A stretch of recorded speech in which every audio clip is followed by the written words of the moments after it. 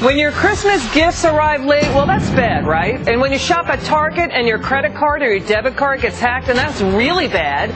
But things just got worse because now the politicians are getting involved. Welcome, everyone. I'm Liz MacDonald. Democratic Connecticut Senator Richard Blumenthal immediately calling for UPS to give customers refunds for late Christmas deliveries, and Democratic New Jersey Senator Bob Menendez wants to get involved now in the Target mess. He wants a Federal Trade Commission to investigate the hack and have more teeth to deal with it. We've got Public Notice Executive Editor Gretchen Hamel. She says, you know what, keep the government out of this. The markets can fix it because the politicians will only make things worse. What did you make of this, the news here, Gretchen, that these politicians are getting involved in these problems?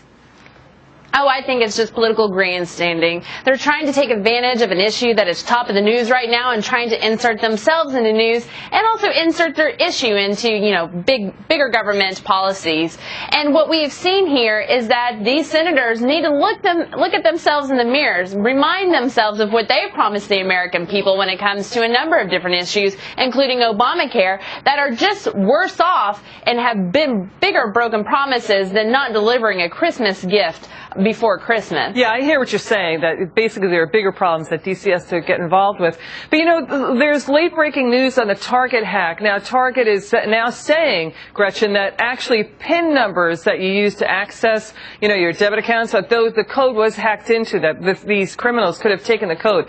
Senator Menendez is essentially saying, this breach of the firewall at Target is really scary. He wants the FTC more involved. Do you think that is legitimate for Senator Robert Menendez to get involved here at the Target problem?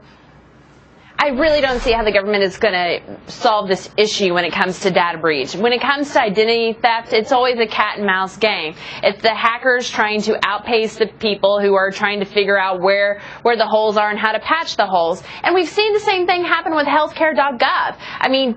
Time and time again, they have been warned of the problems that healthcare.gov has when it comes to exposing, Social Security numbers, and we've actually seen data be sent out to several hundreds of thousands of people from healthcare.gov.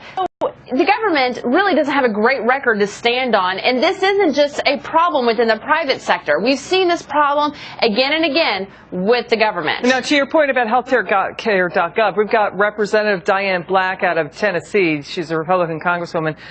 She's saying, I have a bill that I think we need to enact that would tell Americans if their personal information was hacked into on the healthcare.gov website. But we see no movement on that front right now, Gretchen, right?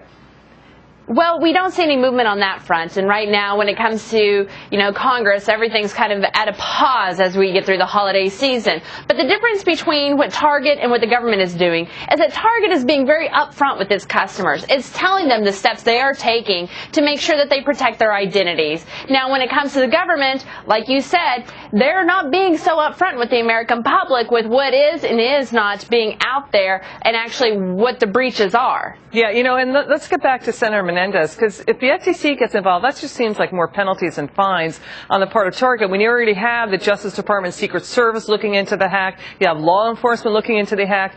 But the thing is with the UPS, and that's really interesting. We've got the senator coming out of Connecticut saying, UPS should do more in the way of refunds, but UPS is already doing that. And here's the thing, Gretchen, we have the retailers themselves, the online retailers, possibly overpromising, saying, you're going to get your packages in Christmas time, even if you order 2 days before Christmas. Isn't this more of a market problem? It is a market problem. In one we should be kind of happy about because the economy is needing people to get out there and spend money. And what we saw is that UPS and FedEx and even the U.S. Postal Service didn't take into account the influx of orders that they would have this year. There are more orders than they expected, and that's a good thing. So, you got to see the silver lining in this. Yes, they made promises that they couldn't keep on the retailer end. FedEx and UPS and the USPS are trying to do things to make it right. And remember, USPS is a government-run service too.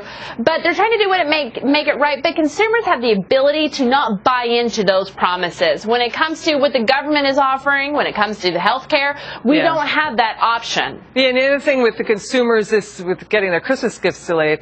You know, the thing is, retailers have been grooming consumers to wait for discounts, you know, so wait till the last minute. You know, it's a chance you take, right, Gretchen? It is. It's a chance you take. Hey, you know what? I had family members who were procrastinators and didn't plan, and yeah, there were some people who didn't have gifts underneath the Christmas tree. Okay, thanks for joining us tonight. Really appreciate it. Next up, UPS overpriced